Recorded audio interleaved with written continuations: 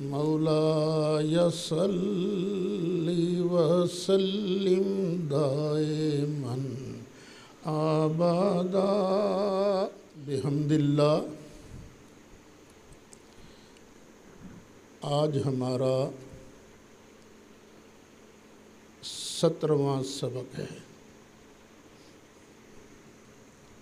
16 سبق پہلے گزر چکے ہیں۔ آیت نمبر سورہ بقرہ کی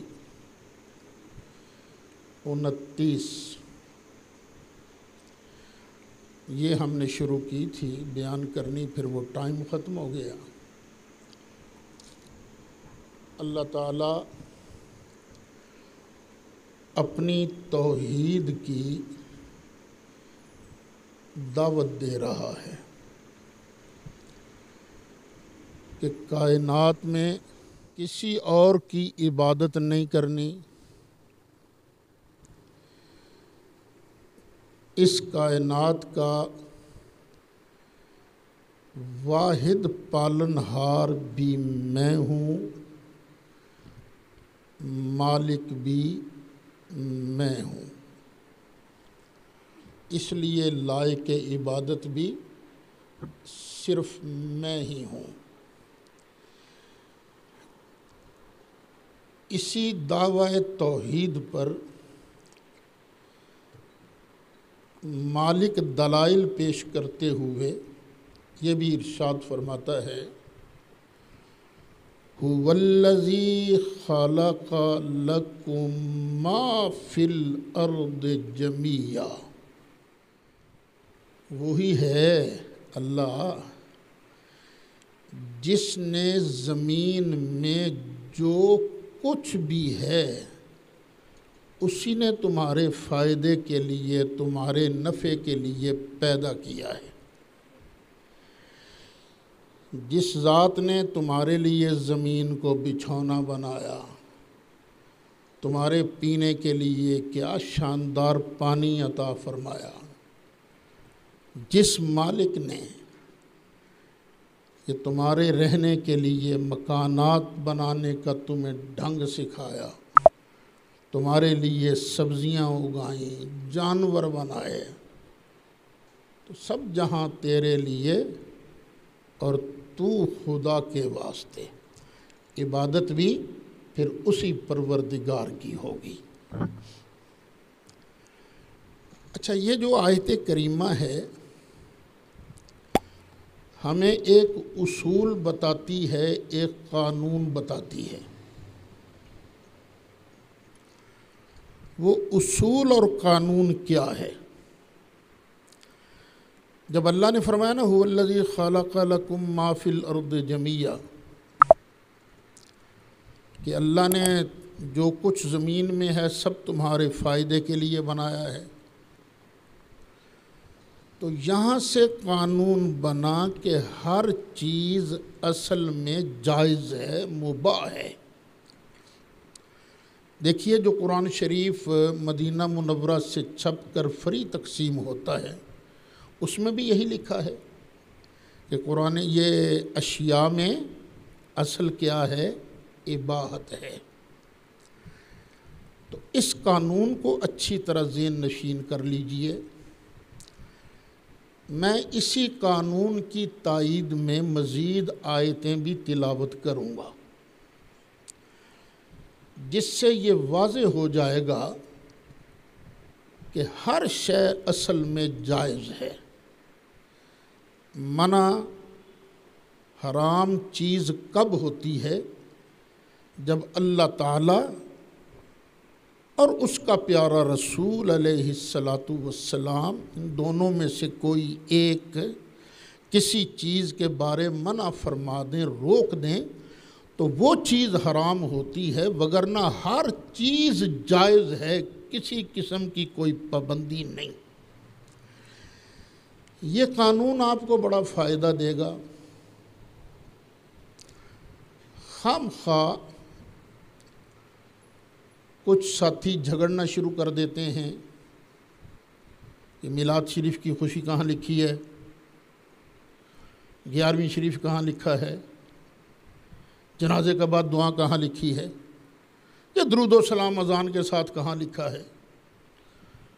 تو بڑے آرام سے آپ انہیں جواب دے دیجئے کہ بھائی اللہ نے تو ہر چیز کو جائز رکھا ہے،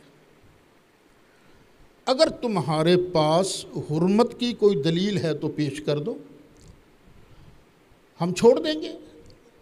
جب تمہارے پاس شے کی حرمت کی دلیل کوئی نہیں تو صرف تمہارے کہنے سے شے حرام نہیں ہو جاتی۔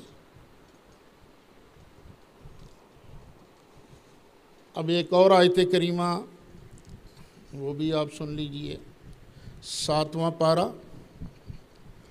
سورۃ مائدہ آیت نمبر 101۔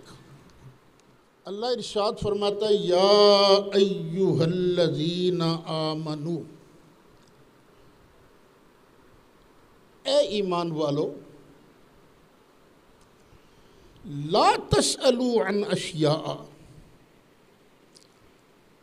خام خواہ چیزوں کے بارے پوچھتے نہ رہا کرو کہ یہ چیز کیسی ہے، یہ چیز جائز ہے ناجائز ہے، نہ پوچھتے نہ رہا کرو۔ ان تبد لکم تسؤکم، اگر تمہارے پوچھنے پر وہ چیز تم پر ظاہر کر دی گئی پھر تمہیں اچھا نہیں لگے گا، برا لگے گا، اس لیے تمہاری عافیت اسی میں ہے کہ خام خواہ سوالات مت کیا کرو۔ وَإِن تَسْأَلُوا عَنْهَا، اور اگر تم سوال کرو گے ان چیزوں کے بارے میں تو پتہ ہے وقت کون سا ہے؟ حین ينزل القرآن، قرآن تو اس وقت اتارا جا رہا ہے نا، قرآن اتارا جا رہا ہے۔ تم نے پوچھا، تمہارے پوچھنے پر آ گیا آرڈر، جو آرڈر پہلے نہیں تھا، تو اب کیا ہوگا؟ تبد لکم، وہ چیز تم پر ظاہر کر دی جائے گی۔ جب ظاہر کر دی گئی پھر تو آرڈر آ گیا نا، اب اس کی پابندی کرنی پڑے گی۔ اچھا چلو، جو تم نے پہلے پوچھا تھا عفا اللہ عنہا، اللہ اسے معاف کرتا ہے۔ واللہ غفور حلیم، اور اللہ تعالیٰ بخشنے والا ہے، بڑے حلم والا ہے، بردبار ہے۔ نبی مکرم صلی اللہ علیہ وسلم نے ارشاد فرمایا، اے لوگو، اللہ نے تم پر حج فرض کر دیا ہے۔ ایک صاحب نے سنا تو سوچ میں پڑ گیا، نماز تو روز فرض ہے 5 مرتبہ، یہ رمضان شریف کے روزے بھی ہر سال فرض ہیں، زکوٰۃ بھی ہر سال فرض ہے، یہ پتہ نہیں حج ہر سال فرض ہے کہ نہیں، پتہ نہیں حج ہر سال فرض ہے کہ نہیں۔ اگر دیکھتے ہیں رمضان کے روزوں کو، سال کی زکوٰۃ کو، روز کی نمازوں کو، تو دل میں آتا ہے کہ حج بھی تو ہر سال ہی فرض ہونا چاہیے نا۔ لیکن جب دیکھتے ہیں اسلام کی حکمت عملی پر، تو دل میں آیا اگر ساری حج پر چلے جائیں، ہر سال حج فرض ہو اور ہر کوئی حج پر چلا جائے، پیچھے تو چوراں دیاں موجاں نے۔ اب انہوں نے نبی کریم علیہ السلام سے پوچھ لیا، الکل عام ھذا یا رسول اللہ، آقا کیا ہر سال ہی حج فرض ہے؟ سرکار نے سنا، جواب نہیں دیا۔ دوبارہ پوچھا، سرکار نے جواب نہیں دیا۔ تیسری بار پوچھا، اور فرمایا اے آج اگر میرے منہ سے ہاں نکل جاتی تو تم پر ہر سال حج فرض ہو جاتا جو تم کر نہ سکتے۔ پھر اس پر آیت اتری، یا ایھا الذین آمنوا لا تسألوا عن اشیاء ان تبد لکم تسؤکم۔ اب نتیجہ کیا نکلا؟ حج ہم پر کیا ہر سال فرض ہے؟ نہیں، ایک ہی بار فرض ہے نا صاحب استطاعت پر، ہر سال تو فرض نہیں۔ لیکن اگر سرکار کے منہ سے نکل جاتا سرکار فرما دیتے پھر تو ہر سال فرض ہو جاتا نا۔ نتیجہ کیا نکلا؟ شے بندے پر فرض یا حرام تب ہوتی ہے جب ادھر سے حکم آتا ہے۔ بغیر حکم الہی کے، بغیر نبی کریم علیہ السلام کے فرمان کے، شریعت کے خلاف کبھی کوئی چیز اپنی مرضی سے ہم حرام نہیں کر سکتے، نہ اپنی مرضی سے ہم فرض کر سکتے ہیں۔ یہ تفسیر کوئی میں اپنی طرف سے نہیں کر رہا، علماء دیوبند کے جو شیخ الاسلام ہیں انہوں نے مولانا شبیر احمد عثمانی، انہوں نے لکھا ہے یا تو مراد یہ ہے کہ ان اشیاء سے درگزر کی، یعنی جب خدا نے ان کے متعلق کوئی حکم نہ دیا تو انسان ان کے بارے میں آزاد ہے، خدا ایسی چیزوں پر گرفت نہ کرے گا۔ چنانچہ اسی سے بعض علماء اصول نے یہ مسئلہ نکالا ہے کہ اصل اشیاء میں اباحت ہے، اور یا یہ کہ ان فضول سوالات سے جو پہلے کر چکے ہو اللہ نے درگزر کی، آئندہ احتیاط رکھو۔ حاشیہ عثمانی صفحہ 161۔ اسی کی تفسیر میں مودودی صاحب لکھتے ہیں کہ نبی صلی اللہ علیہ وسلم سے بعض لوگ عجیب عجیب قسم کے فضول سوالات کیا کرتے تھے جن کی نہ دین کے کسی معاملہ میں ضرورت ہوتی تھی نہ دنیا ہی کے کسی معاملہ میں۔ مثلا ایک صاحب بھرے مجمع میں آپ سے پوچھ بیٹھے کہ میرا اصلی باپ کون ہے۔ پوچھ لیا نا کسی نے میرا اصلی باپ کون ہے، تو سرکار نے یہ تو نہیں کہا کہ میں نے کی پتہ تیرا اصلی پیو کون ہے، نہیں یہ تو نہیں کہا، بلکہ بتایا جو لوگ تجھ پر الزام لگاتے ہیں نا کہ تو حرامی ہے، غلط ہے، تیرا باپ وہی ہے جس کی طرف تو منسوب ہے۔ اچھا پوچھ بیٹھے کہ میرا اصلی باپ کون ہے۔ اسی طرح بعض لوگ احکام شرع میں غیر ضروری پوچھ گچھ کیا کرتے تھے اور خواہ مخواہ پوچھ کر ایسی چیزوں کا تعین کرانا چاہتے تھے جنہیں شارع نے مصلحتاً غیر معین رکھا ہے۔ مثلا قرآن میں مجملاً یہ حکم دیا گیا تھا کہ حج تم پر فرض کیا گیا ہے۔ ایک صاحب نے حکم سنتے ہی نبی صلی اللہ علیہ وسلم سے دریافت کیا کیا ہر سال حج فرض ہے؟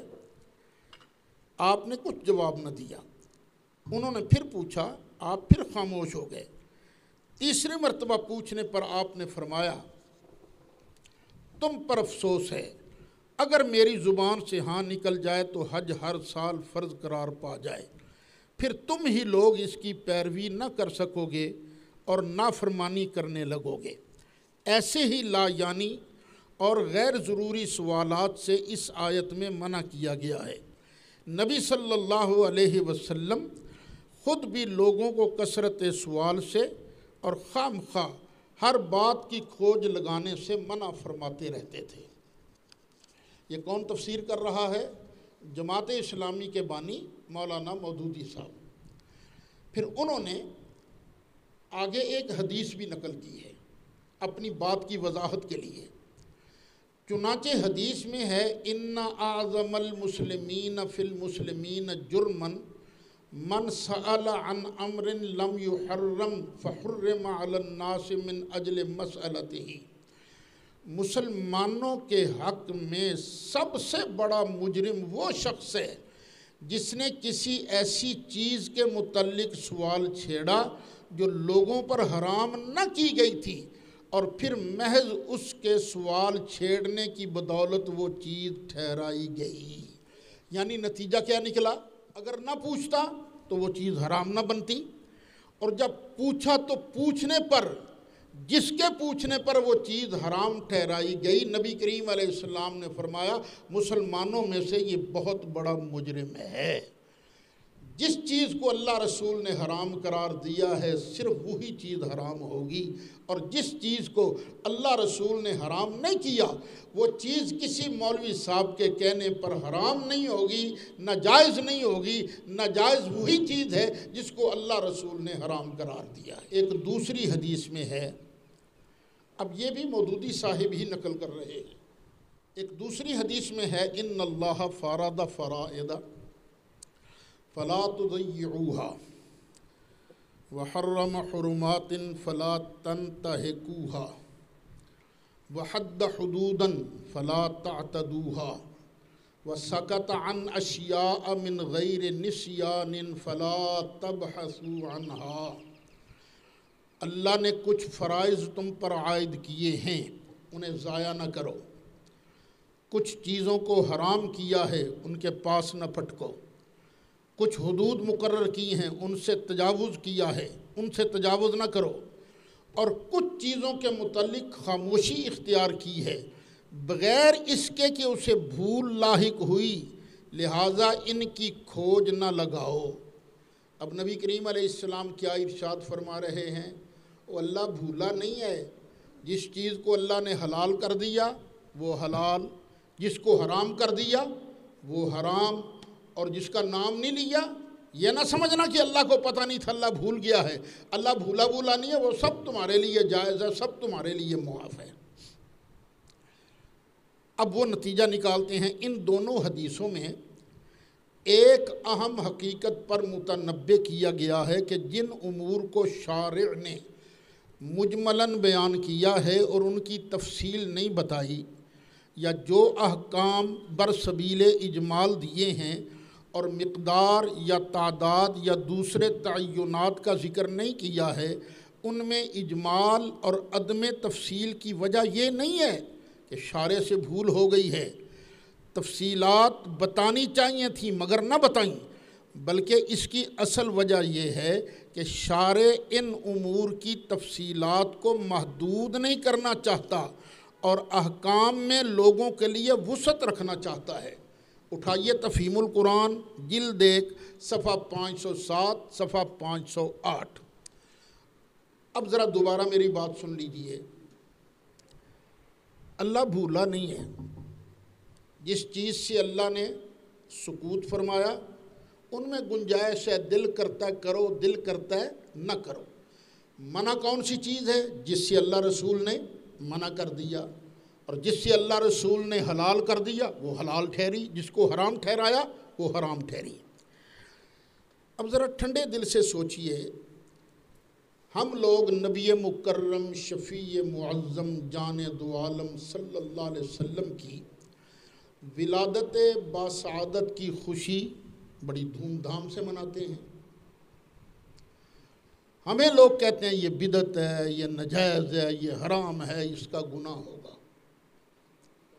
اسی طرح ہم ایصال ثواب کی محافل بھی منعقد کرتے ہیں، تقریبات منعقد کرتے ہیں ایصال ثواب کی، تو اس پر بھی فتویٰ لگ جاتا ہے اور یہ حرام ہے، یہ بدعت ہے۔ جنازہ ختم ہو جاتا ہے سلام پر، اللہ اکبر سے شروع ہوا، سلام پر جنازہ ختم ہو گیا۔ اب ہمارے یہاں رواج کیا ہے کہ سارے ایصال ثواب کے لیے فاتحہ خوانی کرتے ہیں۔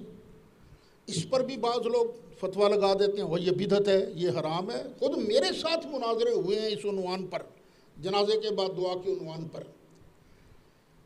برکت حاصل کرنے کے لیے ہمارے کچھ ساتھی اذان سے پہلے درود شریف پڑھ لیتے ہیں،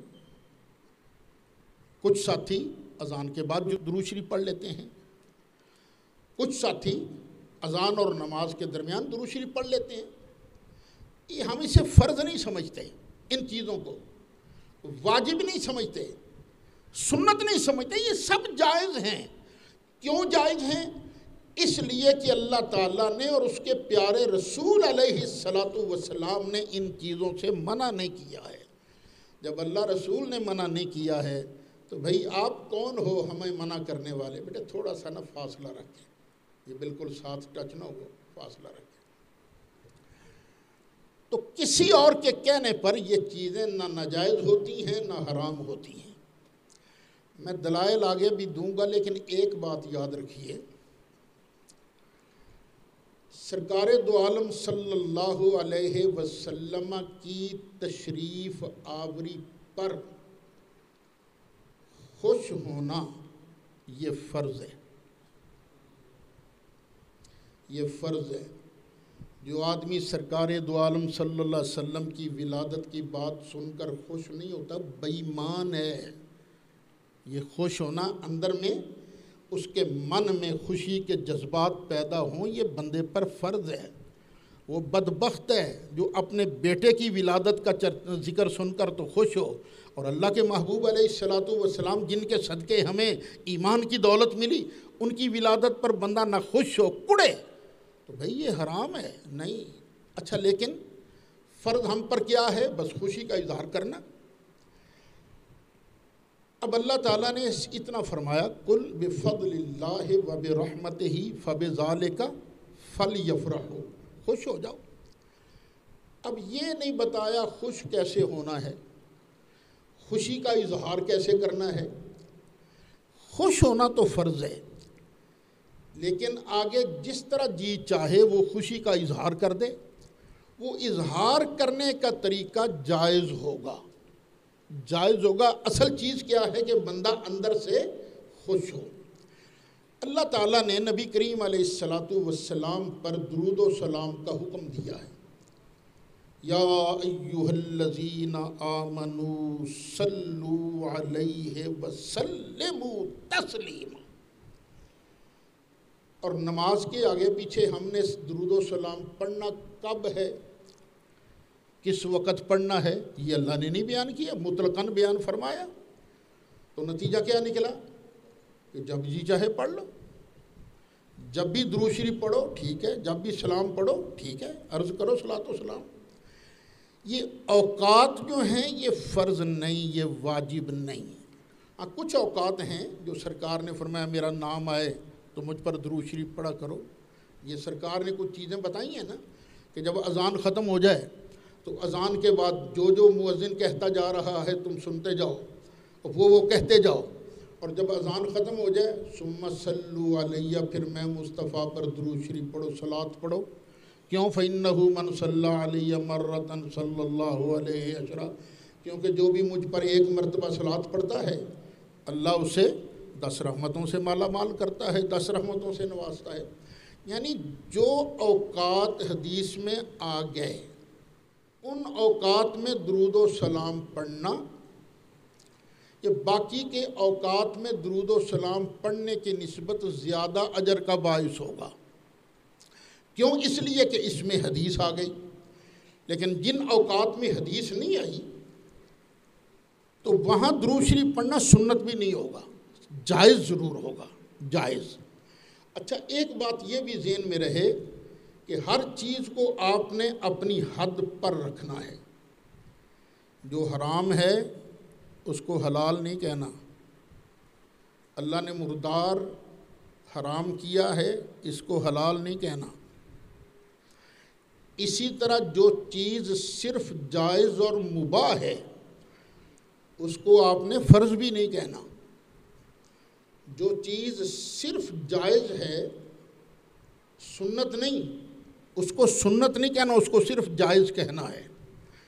یہ بات یاد رکھیے، ہم ہیں اہل سنت و جماعت، اہل جواز نہیں ہیں۔ ہم کیا ہیں؟ اہل سنت ہیں۔ یہ بات میں اس لیے کر رہا ہوں، میرا کلیجہ جلتا ہے، اس لیے کہ جو چیزیں صرف جائز کے درجے میں ہیں ان پر ہمارے ساتھی اتنا زور دیتے ہیں کہ نماز جو فرض ہے اس کی طرف توجہ نہیں۔ جی میلاد شریف کی محفل کرانی ہے، ابھی کراؤ بھی، کون سا گناہ ہے، کراؤ، لیکن اس میں کسی کو تنگی نہ دو۔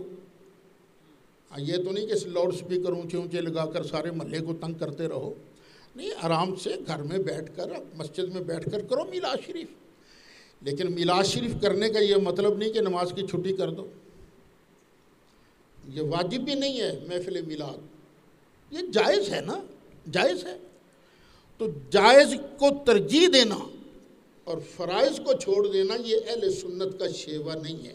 ہر چیز کو اپنے درجے میں رکھنا ہے، فرض کو فرض کے درجے میں، واجب کو واجب کے درجے میں، سنت موقدہ کو سنت موقدہ کے درجے میں، سنت غیر موقدہ کو سنت غیر موقدہ کے درجے میں، اور جو مباح ہے اس کو مباح کے درجے میں رکھنا ہے۔ بہرحال وہ حضرات جو ہم سے چڑھتے ہیں، جو کہتے ہیں یہ بھی بدعت ہے، یہ بھی بدعت ہے، ان سے گزارش ہے کہ خدا کے لیے غور سے قرآن شریف پڑھ لیا کریں۔ قرآن ہمیں کھول کھول کر بتاتا ہے حرام وہی چیز ہے جس کو اللہ رسول نے حرام کیا ہے، جس چیز کو اللہ رسول نے حرام نہیں کیا وہ چیز حرام نہیں ہوا کرتی۔ اب اگلی آیت بھی سن لیجیے۔ یہ چیزیں کچھ حرام جو ہوئی ہیں یہ بعد میں حرام ہوئی ہیں۔ مثلا جوا یہ بعد میں حرام ہوا، شراب بعد میں حرام ہوئی۔ جب یہ چیزیں حرام ہو گئیں تو اب ذہنوں میں ایک سوال پیدا ہوا، یار ہم تو یہ ساری چیزیں کھاتے پیتے رہے ہیں، وہ جو ہم نے کھایا پیا ہے اس کا کیا بنے گا؟ حرام ہونے سے پہلے جو لوگ شراب پیتے رہے، جوا کھیلتے رہے، ان کا کیا بنے گا؟ یہ آیا نا دل میں سوال۔ اب اس پر اللہ تعالیٰ نے قرآن مجید کی آیت مبارکہ نازل کی، 7واں پارہ سورۃ مائدہ آیت نمبر 93۔ لیس علی الذین آمنوا وعملوا الصالحات جناح، جو لوگ ایمان لائے اور اچھے کام کیے ان پر کوئی گناہ نہیں۔ کس مسئلے میں؟ فی ما طعموا، جو پہلے کھا پی چکے ہیں اس میں کوئی گناہ نہیں۔ اذا متقوا وآمنوا وعملوا الصالحات، جب کہ وہ ڈرتے رہیں، ایمان پر رہیں اور اچھے اچھے کام کرتے رہیں۔ ثم اتقوا وآمنوا، پھر تاکیداً فرمایا گیا پہلے جو کچھ کھایا تھا نا اس کا حساب کتاب نہیں ہوگا، بس یہ ہے کہ پھر وہ ڈرتے رہیں اور ایمان رکھیں۔ پھر تاکید فرمائی ثم اتقوا واحسنوا، پھر وہ ڈرتے رہیں اور اچھے کام کرتے رہیں۔ تو جو پہلے کھایا پیا تھا اس پر کوئی گناہ نہیں ہے۔ واللہ یحب المحسنین، اور اللہ تعالیٰ احسان کرنے والوں کو پسند فرماتا ہے۔ اس آیت سے بھی کیا معلوم ہوا کہ چیز حرام اس وقت ہوتی ہے جب اللہ رسول کا آرڈر آ جائے۔ جب تک اللہ رسول چیز کو حرام نہیں قرار دیتے اتنی دیر تک چیز حرام نہیں ہوتی ہے۔ اب ایک اور آیت بھی سن لیجئے، پہلی آیت هو الذی خلق لکم ما فی الارض جميعا، پہلی آیت۔ دوسری یا ایھا الذین آمنوا لا تسألوا عن اشیاء ان تبد لکم تسؤکم، اور تیسری آیت یہ لیس علی الذین آمنوا وعملوا الصالحات جناح فیما طعموا۔ اب چوتھی آیت، حضرت سیدنا عبداللہ بن عباس رضی اللہ عنہما فرماتے ہیں کہ کچھ لوگوں کو، کچھ چیزوں کو ہم لوگ کھا لیا کرتے تھے اور کچھ چیزوں کو گندا سمجھ کر نہ چھوڑ دیا کرتے تھے۔ اب نبی کریم علیہ السلام سے پوچھا گیا آقا ہم نے کھانی کون سی چیزیں ہیں اور چھوڑنی کون سی چیزیں ہیں؟ تو بھئی 8واں پارہ سورہ انعام آیت نمبر 145۔ جب صحابہ کرام نے پوچھا نا سرکار سے آقا کون کون سی چیزیں ہم نے کھانی ہیں کون سی نہیں کھانی، اللہ نے اصول ظاہر کر دیا۔ قُلْ لَا أَجِدُ فِي مَا أُوحِيَ إِلَيَّ مُحَرَّمًا، فرما دیجئے جو مجھ پر وحی کی گئی ہے نا اس میں حرام نہیں پاتا، عَلَىٰ طَاعِمٍ يَطْعَمُهُ، کسی کھانے والے کو اس چیز کا کھانا حرام نہیں سمجھتا، الا مگر ان یکون میتتن کہ وہ مردار ہو۔ اللہ نے حرام چیزوں کی جو لسٹ دی ہے نا مجھے، اس میں مردار کا ذکر ہے، او دمم مسفوحا یا بہتا خون، او لحم خنزیر یا سور کا گوشت، فَإِنَّهُ رِجْسٌ وَفِسْقٌ أَوْ فِسْقٌ، کیونکہ یہ نجاست ہے، یہ بلکہ نافرمانی ہے، بے حکمی ہے۔ أُحِلَّ لِغَيْرِ اللَّهِ بِهِ، وہ جانور جس کو اللہ کے نام کے علاوہ کسی اور کے نام پر ذبح کیا گیا ہو۔ یہ اللہ فرماتا، نبی پاک علیہ السلام سے اللہ نے کہا محبوب اعلان کر، جو مجھ پر حرام چیزیں کی گئی ہیں ان کی ایک لسٹ مجھے دی گئی ہے، اس لسٹ میں غیر اللہ کے نام پر ذبح کیا ہوا جانور اس کا نام ہے، سور کے گوشت کا نام ہے، اس لسٹ کے اندر مردار کا نام ہے، بہتے خون کا نام ہے، اور بھی چیزیں ہیں جو سرکار نے فرمائی، یہ گدھا حرام ہے، یہ فلانی چیز حرام ہے، جو شکاری درندے ہیں، شکاری پرندے ہیں، یہ حرام ہیں۔ تو جو چیز حرام چیزوں کی لسٹ میں آ گئی وہ حرام، اور جو چیز اس لسٹ میں نہیں آئی وہ ساری کی ساری تمہارے لیے جائز ہیں۔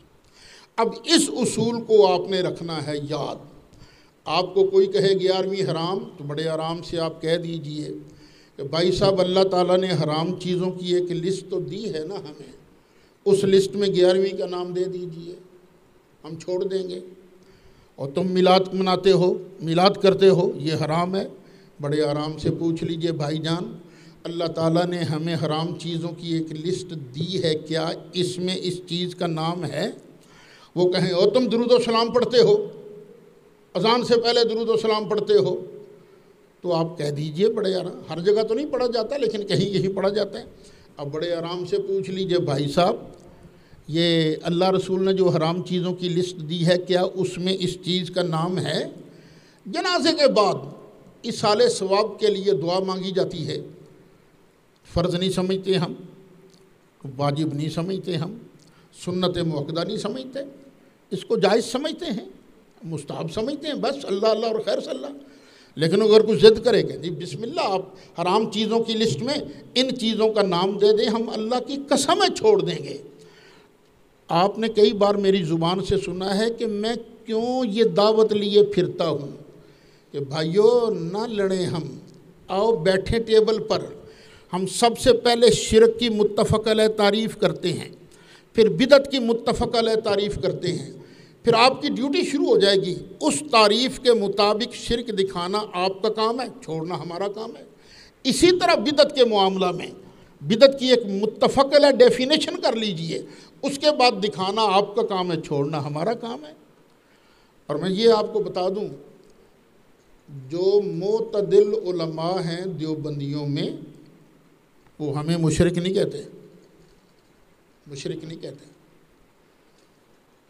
میری خود بات ہوئی تھی مشرف کے دور میں مولانا مفتی محمد رفیع عثمانی صاحب سے، دارالعلوم کراچی کے صدر ہیں، مفتی شفیع صاحب کے فرزند ہیں۔ تو مجھے کہنے لگے، میں نے یہی اپنا فارمولہ دیا نا ان کو، تو مجھے کہنے لگے آپ کے عقائد پر تو ہمیں کوئی اعتراض نہیں، آپ کے معمولات پر ہمیں ہے اعتراض۔ تو معمولات بھی الحمدللہ ہمارے بالکل کتاب و سنت کے مطابق ہیں، مخالف نہیں ہیں۔ جو چیز جائز ہے ہم اس کو جائز کے درجے میں رکھتے ہیں، اور ہے ساری غلط فہمی۔ یہ ہمارے ساتھ بیٹھتے نہیں، یہ ساتھی ہمارے پاس بیٹھنے سے ڈرتے ہیں۔ یہاں بھی کسی کو کہہ دو نا چلو یار شیخ کالونی چلنا ہے، انہیں نہیں یار تو کو اور جگہ نظر نہیں آتی، بیٹھنے سے ڈرتے ہیں، اس لیے کہ میں تو ونڈ کر دیتا ہوں نا ہر چیز کو۔ وہ میں نے آپ کو سنائی بھی تھی بات، کئی بار سنائی ہے، جلسوں میں بھی میں نے سنائی ہے۔ وہ بنی تھی ملی یکجہتی کونسل، اس میں سارے ہی مسالک کے نمائندہ تھے۔ قائد ملت اسلامیہ حضرت مولانا شاہ احمد نورانی صدیقی رحمۃ اللہ علیہ وہ چیئر کر رہے تھے، صدر تھے وہ، میں بھی اس کے مرکز کا ممبر تھا۔ اب تو خیر ہم نے سب کچھ چھوڑ چھاڑ دیا ہے۔ تو ایک مرتبہ کوئٹہ میں میٹنگ آئی، میں اور میرے داماد ہیں مولانا غلام مصطفیٰ شاکر، اللہ ان کی حفاظت فرمائے، سلامت رکھے، میرے جتنے عزیز ہیں سب کو سلامت رکھے، وہ اور میں گئے میٹنگ اٹینڈ کرنے کے لیے۔ ہوٹل کی لابی کے اندر میں جا رہا تھا، وہ بھی ساتھ تھے۔ آگے سے میزبان آ گئے، میاں اجمل قادری صاحب، لاہور والے، بڑے مشہور دیوبندی عالم ہیں۔ وہ میزبان تھے نا ہوٹل میں ہماری دعوت کے، تو خیر الیک سلیک ہوئی ان سے۔ میں نے پوچھا ماشاءاللہ آج پھر میاں صاحب خوب جیب ڈیلی ہوگی؟ ذرا عادت نا میری ہنسی مزاج چلتا رہتا ہے۔ تو فٹ کہنے لگے بس جی یہ لنگر قادریہ ہے۔ میں نے کہا ہیں لنگر قادری؟ بے شک لنگر قادریہ ہے۔ میں نے دل میں کہا میاں پھنس گیا۔ خیر وہ آگے چلے گئے، ہم آگے آ گئے، میٹنگ شروع ہو گئی، پہلا سیشن ختم ہوا۔ اب نماز کا کھانے کا وقفہ آیا، ہم کھانے پر بیٹھے ہوئے تھے۔ میاں صاحب نے چونکہ بل دینا تھا، میزبان تھے وہ، ہر کسی سے پوچھ رہے جا کے آپ کے کسی چیز کی ضرورت، آپ کو کسی چیز کی ضرورت۔ مجھے بھی پوچھنے لگے پروفیسر صاحب آپ کو کسی چیز کی ضرورت؟ میں کہا میاں صاحب وہ ایک بات تو بتائیں۔ کیا؟ میں نے کہا وہ جب میں نے آپ سے پوچھا تھا کہ آپ کا خرچہ تو خوب ہوگا، تو آپ نے فرمایا تھا یہ لنگر قادریہ ہے۔ یہ بالکل لنگر قادریہ ہے۔ میں نے کہا جی اس کا مطلب میں یہ سمجھا ہوں کہ آپ کی آج منشا یہ ہے کہ ہمیں کھلا کر جو آپ کو ثواب ملے گا وہ آپ سارے کا سارا حضور غوث اعظم کی بارگاہ میں نذرانہ پیش کریں گے؟ کہنے لگے بالکل یہی مطلب ہے۔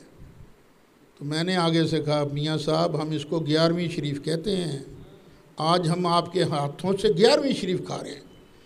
حیران ہو کے کہنے لگے خواہ چاند کی 11 نہ ہو؟ میں کہا نہ، چاند کی پہلی ہو، 5ویں ہو، 7ویں ہو، 10ویں ہو، 11ویں ہو، 17ویں ہو، 25ویں ہو، 29ویں ہو، جب بھی 11ویں والے پیر کی بارگاہ میں نذرانہ پیش کرو گے ہم اسے 11ویں شریف کہتے ہیں۔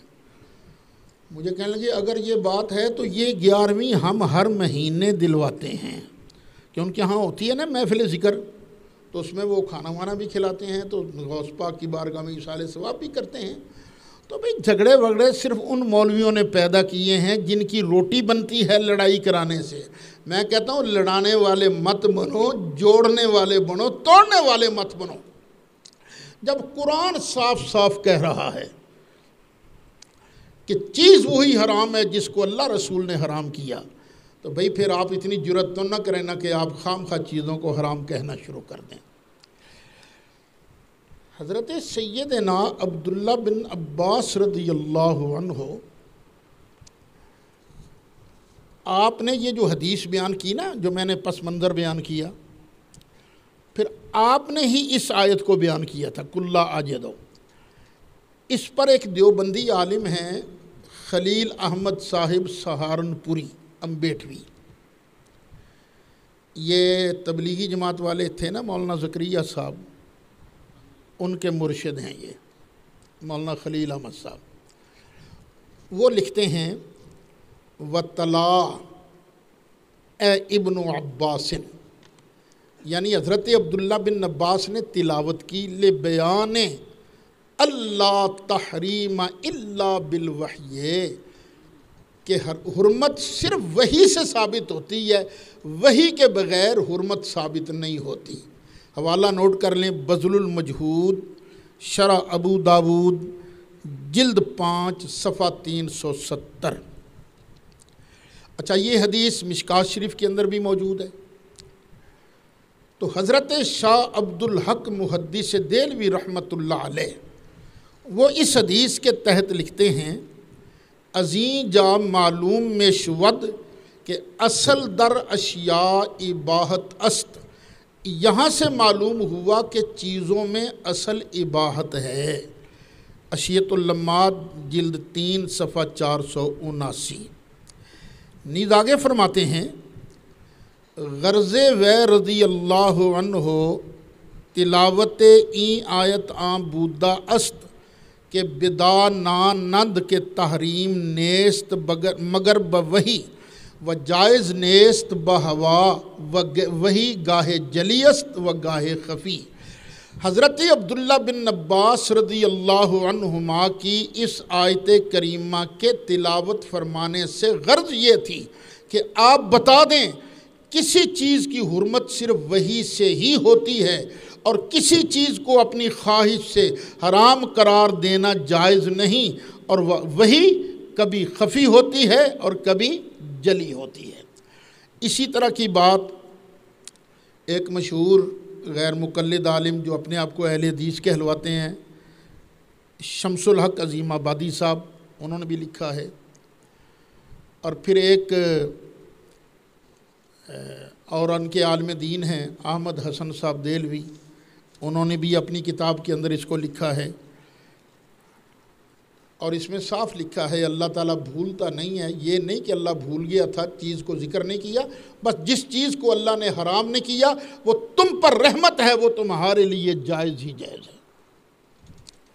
کتنی آیتیں ہو گئی تھیں؟ 4، 5ویں۔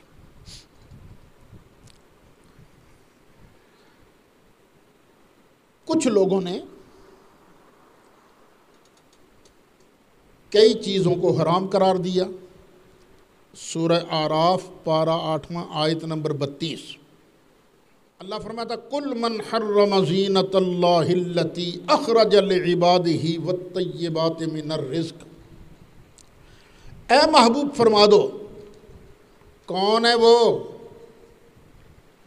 جس نے اللہ تعالیٰ کی زینت کو حرام کر دیا ہے جو اس نے اپنے بندوں کے لیے پیدا کی تھی، پاکیزہ رزق اللہ نے دیا تھا، کون ہے اس کو حرام کرنے والا؟ یعنی آپ یوں سمجھ لے، میں نے پہلے بھی شاید بیان کیا تھا کہ مکہ والے کچھ جانوروں کو بتوں کے ناموں پر نامزد کر کے ان کا کھانا حرام سمجھتے تھے۔ اللہ نے کہا تمہارے حرام کرنے سے یہ چیزیں کہاں حرام ہو جاتی ہیں؟ نہیں، تمہارے حرام کرنے سے چیزیں حرام نہیں ہوتی۔ کس کے حرام کرنے سے چیزیں حرام ہوتی ہیں؟ اللہ تعالیٰ کے حرام کرنے سے اور اس کے رسول پاک صلی اللہ علیہ وسلم کے حرام کرنے سے۔ پھر ایک اور آیت بھی اسی کے ساتھ ملتی جلتی سن لیجئے۔ لوگوں نے کہا نہیں جی، ان کو تو اللہ نے حرام کیا ہے، یہ بحیرہ، صائبہ، وسیلہ اور حام، یہ جو جانور ہیں، فرمایا قُلْ هَلُمَّ شُهَدَاءَكُمُ الَّذِينَ يَشْهَدُونَ أَنَّ اللَّهَ حَرَّمَ هَذَا، محبوب کر چیلنج ان کو، وہ گواہ لاؤ جن گواہوں کے سامنے اللہ نے ان چیزوں کو حرام کیا ہے، اور صرف تمہارے کہنے سے تو حرام نہیں ہوتی۔ تو حضرات مولوی صاحبان آپ بھی سن لیجئے، آپ کہہ دیتے ہیں نا کہ جنازے کے بعد دعا حرام ہے، تو ذرا وہ گواہ تو لاؤ نا جو یہ گواہی دیں کہ اللہ نے جنازے کے بعد کی دعا کو حرام کیا ہے۔ آپ کہہ دیتے ہو ایصال ثواب کے لیے کوئی چیز پیش کرنا، ایصال ثواب کرنا یہ حرام ہے۔ قُلْ هَلُمَّ شُهَدَاءَكُمُ الَّذِينَ يَشْهَدُونَ أَنَّ اللَّهَ حَرَّمَ هَذَا، ذرا لائیے تو صحیح وہ گواہ، قرآن کی وہ آیت تو لائیے نا جس میں لکھا ہو کہ یہ چیز حرام ہے۔ بیٹے یہ چیزیں اس طرح حرام نہیں ہوتی، حرام کرنے کی اتھارٹی اللہ نے اپنے پاس رکھی ہے اور اپنے فضل سے اس نے اپنے محبوب کو عطا کر دی ہے۔ جس چیز کو اللہ رسول نے حرام کر دیا ہے وہی حرام ہے، جس چیز کو اللہ رسول نے حرام نہیں کیا وہ حرام نہیں ہے۔ میرا خیال ہے کافی ہو گیا گزارا اس بات پر، پوری تسلی ہو گئی نا۔ بس جو بھی آپ سے بات کرے اسے کہیں بھی ہم تو جوڑنے والوں میں سے ہیں، ہم تو شریعت کے آگے سر تسلیم خم کرنے والوں میں سے ہیں۔ حرام چیزوں کی لسٹ میں ان چیزوں کا حرام ہونا بیان کر دیجئے، انشاءاللہ العزیز ہمیں آپ شریعت کے مطیع پاؤ گے۔ وَالَّذِي خَلَقَ لَكُم مَّا فِي الْأَرْضِ جَمِيعًا ثُمَّ اسْتَوَىٰ إِلَى السَّمَاءِ، پھر اللہ تعالیٰ نے آسمان کی طرف استوا فرمایا۔ آپ نے یہاں استوا کا ترجمہ نہیں کرنا، استوا فرمایا جیسا کہ اس کی شان کے لائق ہے۔ کیوں؟ کئی حضرات اس کا ترجمہ کریں گے اللہ پھر کھڑا ہو گیا آسمان پر، نہیں، اللہ کھڑے ہونے سے، بیٹھنے سے، اترنے سے پاک ہے۔ اور جہاں اس طرح کے الفاظ آتے ہیں نا، ہم انہیں کہتے ہیں یہ ہیں متشابہات، الفاظ حق ہیں، ان کا معنی اللہ جانتا ہے یا اللہ کی عطا سے اس کا پیارا رسول جانتا۔ ثم استوى الی السماء، پھر اللہ تعالیٰ نے آسمان کی طرف قصد فرمایا، استوا فرمایا۔ فسواہن سبع سماوات، پھر اللہ تعالیٰ نے ٹھیک ٹھیک 7 آسمان بنائے۔ وَهُوَ بِكُلِّ شَيْءٍ عَلِيمٌ، اور اللہ ہر چیز کو جاننے والا ہے۔ جب آپ قرآن پڑھتے ہیں نا، سورۃ نازعات میں ہے وَالْأَرْضَ بَعْدَ ذَلِكَ دَحَاهَا، آسمانوں کی تخلیق کے بعد اللہ نے زمین کو بچھایا۔ تو اب یہاں سوال کرتے ہیں لوگ، کبھی قرآن کہتا ہے زمین پہلے بنی، کبھی کہتا ہے آسمان پہلے بنا، کس کو مانے کس کو نہ مانے؟ اصل میں یہ چیزیں مرحلہ وار ہوئی ہیں، مرحلہ وار۔ سب سے پہلے اللہ تعالیٰ نے زمین کو پیدا کیا ہے۔ کس کو پیدا کیا؟ زمین کو۔ مادہ سا تھا وہ پیدا کر دیا۔ پھر اللہ تعالیٰ نے آسمان کی طرف قصد فرمایا، اس کی جو حالت تھی اس وقت دخان والی۔ پھر اس کے بعد آسمان کے بننے کے بعد پھر اللہ تعالیٰ نے زمین میں دحو فرمایا، زمین کو دحو کیا۔ دحو کا معنی ہوتا ہے پھیلانا۔ اس میں پہاڑ گاڑے، اس میں دریا بہائے، جاری فرمائے، سمندر بنائے۔ پہلے زمین کا صرف مٹیریل تیار ہوا، پھیلایا کب اس کو؟ آسمان کے بعد۔ یہ مرحلے آپ نے یاد رکھنے ہیں۔ وَإِذْ قَالَ رَبُّكَ لِلْمَلَائِكَةِ إِنِّي جَاعِلٌ فِي الْأَرْضِ خَلِيفَةً، قرآن کریم میں جہاں بھی یہ لفظ آئے گا نا وَإِذْ، تو اس سے پہلے لفظ اذکر محذوف ہے۔ یہ ظرف ہے، اس میں ظرف ہے، تو اس سے پہلے کون سا لفظ محذوف ہے؟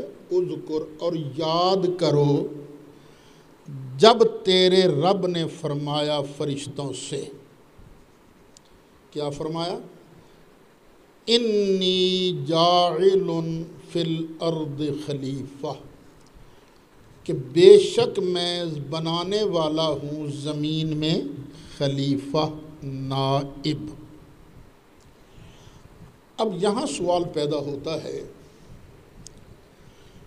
اس کو علامہ قاضی بیضاوی نے، روح المعانی نے، رازی وغیرہ نے تفصیل کے ساتھ لکھا ہے۔ خلیفہ تو بندہ کسی مجبوری کی وجہ سے بناتا ہے۔ مثلا بندے نے باہر جانا ہے، ہمارا وزیر اعظم ہے، صدر ہے، ان کے لیے مجبوری ہو سکتی ہے کہ اس کا بھی نائب بناؤ۔ اب ہمارے صدر کا نائب ہے نا ایک، کون ہے وہ؟ سینٹ کا چیئرمین۔ بھئی نائب بنا دو، کیوں؟ اس کو کبھی نہ کبھی ملک سے باہر جانا پڑتا ہے، تاکہ اس کی غیابت میں بندہ نائب جو ہے وہ اس کی ڈیوٹی ادا کرتا رہے۔ تو اللہ کو نائب بنانے کی کیا ضرورت تھی؟ اللہ کہیں غائب ہوتا ہے؟ اللہ تو ہر وقت، ہر جگہ، ہر کسی کے ساتھ ہے۔ ہوا معکم اینما کنتم، وہ تمہارے ساتھ ہے جہاں بھی تم ہو۔ یا اس لیے نائب بنایا جاتا ہے، یا پھر اس لیے نائب بنایا جاتا ہے کہ موت تو سب کو آنی ہے۔ اگر یہ صدر صاحب مر گئے، رڑ گئے، پھر ان کی جگہ کون آئے گا؟ بھئی ابھی سے نائب بنا لو۔ تو اللہ کو نائب بنانے کی ضرورت کیا تھی؟ اللہ تو حی قیوم ہے، وہ خود بھی زندہ، دوسروں کو بھی زندہ تو وہی رکھنے والا ہے نا، اس کو نائب بنانے کی ضرورت کیا پیش آئی تھی؟ کتنی وجہ ہو گئی؟ 2۔ تیسری وجہ، کام کا بوجھ بہت زیادہ ہے، اکیلا بندہ سارے کام کر نہیں سکتا، چلو اب نائب بنا لو۔ جس طرح پرائم منسٹر ہے، سارے کام اکیلا کر نہیں سکتا، تو اس نے 50 کے قریب اپنے نائب بنائے ہوئے ہیں۔ یہ وزارت خارجہ یہ چلائے گا، داخلہ یہ چلائے گا، وزارت صنعت یہ چلائے گا، وہ بنائے ہوئے ہیں نا اس نے نائب۔ تو اللہ نے کیوں نائب بنایا جی اپنا؟ کہ اللہ سارے کام خود نہیں کر سکتا؟ اس سے بڑھ کے کون کام کر سکتا ہے؟ وہ اللہ نے نائب کیوں بنایا؟ اس کی وجہ کیا ہے؟ اب سنیے ذرا دھیان سے، اللہ نے اپنی مجبوری کے لیے نائب نہیں بنایا، ہماری مجبوری کے لیے نائب بنایا ہے، ہماری مجبوری کے لیے، اس لیے کہ وہ ہے غایت تقدس میں، پاکیزگی کے اعلیٰ ترین جو مراتب ہیں ان سے بھی بہت اونچا ہے، اور ہم ہیں بہت گندے مندے، ہمارے اندر اتنی سکتی نہیں کہ ہم اس سے فیض لے سکیں۔ تو اب اللہ تعالیٰ نے ہمیں فیض دینے کے لیے ہم گندے مندوں کو ایک درمیانی شخصیت کو پیدا فرمایا، درمیانی شخصیت کو، جس کا تعلق ادھر بھی ہو ادھر بھی ہو، ادھر سے فیض لیوے ادھر فیض دیوے۔ ہماری ضرورت کی وجہ سے اللہ تعالیٰ نے خلیفے کا تعین فرمایا، ہماری وجہ سے۔ اب جو خلیفہ ہے نا، اس کے اندر 2 جہتوں کا ہونا ضروری ہے، جہت نورانیت، جہت ملکیت ایک، اور دوسری جہت بشریت۔ جہت ملکیت اور جہت نورانیت کی وجہ سے یہ خلیفہ ادھر سے فیض لیتا ہے، اور جہت بشریت کی وجہ سے خلیفہ آگے فیض دیتا ہے۔ تو آدم علیہ السلام ہیں اس زمین میں اللہ کے پہلے خلیفہ، لیکن سب سے بڑا خلیفہ جو خلیفہ اعظم ہیں وہ اللہ تعالیٰ نے ہر خلیفے کے بعد دنیا کے اندر مبعوث فرمائے، اور ان کا نام نامی اسم گرامی رکھا محمد صلی اللہ علیہ وسلم۔ یہ وہ سن 6 جنوری سن 1986 میں کمبو شریف میں مناظرہ تھا میرا، حضرت اشرف العلماء رحمۃ اللہ علیہ وہ بھی تشریف فرما تھے، حضرت مولانا محمد شریف صاحب رضوی وہ بھی تشریف فرما تھے، اور دیوبندیوں کی طرف سے یہ یوسف رحمانی صاحب وہ تھے، ماسٹر امین اوکاڑوی صاحب وہ تھے، اور ادھر سے ڈاکٹر خالد محمود سیال کوٹی وہ تھے، یعنی پورے دونوں گروپ جو تھے نا دیوبندیوں کے وہ سارے جمع تھے، کریم تھی دیوبندیوں کی، ادھر سے ہم خدمت کرنے والے تھے۔ میں نے پہلی دلیل یہ پیش کی، پہلی دلیل یہ پیش کی، اور سرکار ہیں خلیفہ اعظم، سرکار اللہ تعالیٰ کے سب سے بڑے خلیفہ ہیں، اور نبی ہے ہی وہ جس کی 2 جہتیں ہوں، ایک جہت نورانیت والی، دوسری جہت بشریت والی، ادھر سے فیض لیتے ہیں اور ادھر فیض دیتے ہیں۔ اللہ تعالیٰ نے جب ارشاد فرمایا نا میں بھی خلیفہ بنانے والا ہوں، قالوا، فرشتے بولے، اتجعل فیہا من یفسد فیہا، کیا یا اللہ آپ بناؤ گے زمین میں اس کو خلیفہ جو زمین میں فساد کرے گا، وَيَسْفِكُ الدِّمَاءَ اور بہائے گا خون کو؟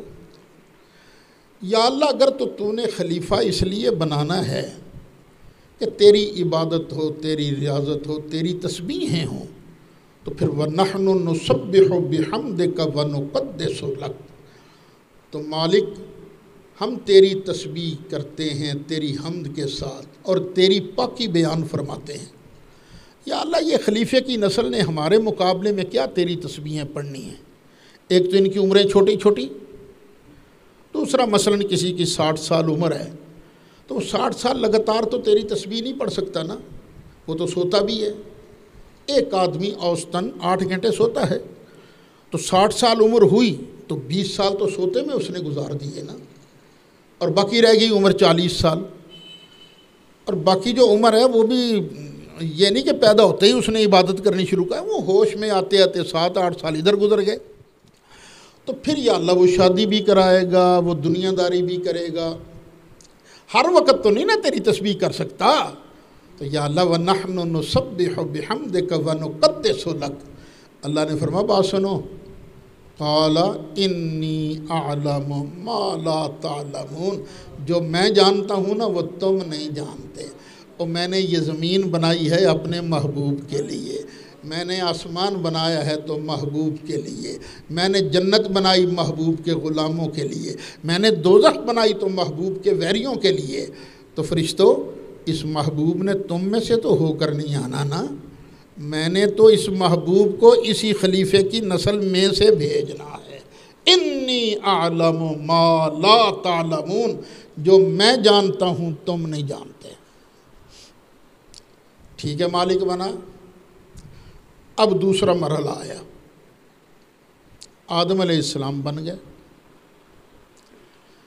پھر وَعَلَّمَ آدَمَ الْأَسْمَاءَ كُلَّهَا،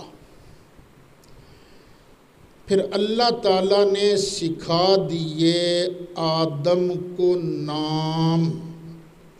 اسماء جمع کا صیغہ ہے، اس پر الف لام بھی ہے، پھر اس کے بعد کلہا یہ تاکید بھی ہے۔ کوئی ایک چیز ایسی نہیں رہ گئی جس کا نام اللہ نے جناب آدم علیہ السلام کو نہ سکھایا ہو۔ ہر چیز کا نام، اس کی خصائص، اس کے خصائل، یہ سارے کے سارے اللہ تعالیٰ نے حضرت آدم علیہ السلام کو سکھا دیے۔ آدم علیہ السلام کو اللہ تعالیٰ نے ہر چیز کا نام سکھایا تھا، تو محبوب علیہ السلام کو کیا سکھایا؟ وَعَلَّمَكَ مَا لَمْ تَكُنْ تَعْلَمْ، محبوبہ تو جو بھی نہیں جانتا تھا نا اللہ نے سب کو سکھا دیا ہے۔ وَكَانَ فَضْلُ اللَّهِ عَلَيْكَ عَظِيمًا، اور یہ تجھ پر اللہ کا بہت بڑا فضل ہے۔ اب دیکھیے حضرت آدم علیہ السلام کے بارے میں اللہ یہ فرماتا ہے وَعَلَّمَ آدَمَ الْأَسْمَاءَ كُلَّهَا، لیکن اس کے بعد یہ نہیں کہا کہ میرا جناب آدم پر بہت بڑا فضل ہے، لیکن جب محبوب کو علم سکھانے کی باری آئی نا فرمایا وَكَانَ فَضْلُ اللَّهِ عَلَيْكَ عَظِيمًا، محبوبہ یہ تجھ پر بہت بڑا فضل ہے۔ پتہ چلا سرکار کی عظمت جناب آدم علیہ السلام کی عظمتوں سے کہیں زیادہ ہے۔ ثُمَّ عَرَضَهُمْ عَلَى الْمَلَائِكَةِ، پھر اللہ تعالیٰ نے وہ چیزیں سامنے رکھی فرشتوں کے۔ فقال انبئونی باسماء ہؤلاء، اور فرشتوں ذرا ان چیزوں کے نام تو بتاؤ، ان چیزوں کے نام کیا ہیں؟ ان کنتم صادقین، اگر تم سچے ہو، تمہارا دعوت ہے نا کہ ہم اس سے بہتر خلافت کی صلاحیت رکھتے ہیں، تو ذرا بتاؤ نا ان چیزوں کے نام کیا ہیں۔ قالوا سبحانک لا علم لنا، انہوں نے کہا یا اللہ تجھے پاکی ہے، تیرے اندر کمی کوئی نہیں، ہمیں تو ان چیزوں کا علم ہی نہیں ہے نا، یہ جو نام ہیں تو ہم سے پوچھ رہے، ہمیں تو ان کا علم نہیں۔ الا ما علمتنا، ہاں یا اللہ ہمیں تو صرف اتنا پتہ ہے جتنا تو نے سکھایا ہے۔ انک انت العلیم الحکیم، بے شک تو علم والا ہے، حکمتوں والا ہے۔ یعنی قرآن کی روح سے یہ پتہ چلا کہ فرشتوں نے چیزوں کے نام بتانے سے عذر کیا تھا، یا اللہ چونکہ ہمیں علم ہی نہیں، تو خبر تو وہی دیتا ہے نا جس کے پاس علم ہو، ہمیں چونکہ علم نہیں اس لیے ہم خبریں نہیں دے سکتے۔ تو آدم علیہ آگے آئے گا، آدم علیہ السلام نے پھر خبریں دیں، کیوں؟ ان کے پاس علم تھا۔ باقی انشاءاللہ گفتگو آگے کریں گے۔ مولا یصلی و